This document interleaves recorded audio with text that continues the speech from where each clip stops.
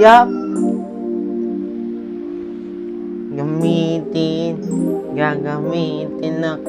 Gagamitin ako.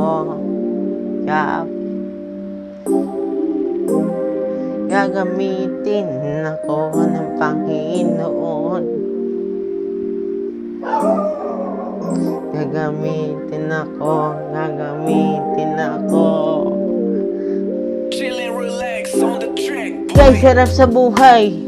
Gagamitin kulay. Salamat sa Panginoon ating gabay. Pinupuri kita at makailanman sa iyo.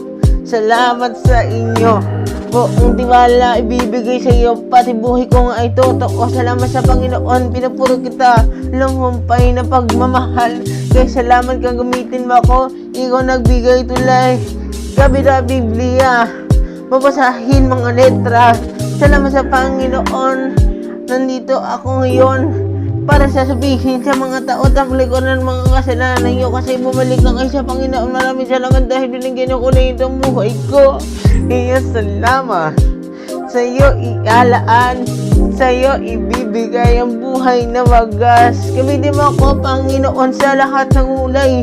Buhay kong ito, iaalay ko sa iyo. Pagmamahal ko na totoo. Salamat sa gabay mo, salamat sa tulay mo, salamat sa mga kapangyarihan mo bilang salita sa banal na Espiritu.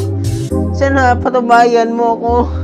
Sabihin sa mga tao, salita mo'y hindi maglalaho.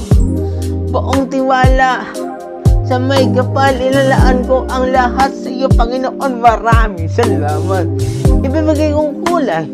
Salamat sa inyo, Panginoon. Ikaw lang ang gamutin mo ako ngayon sa karamdaman ko. Maraming salamat sa iyo, ang gabay. Maraming salamat. Ikaw lang ang nagbibigay buhay dito sa mundong to.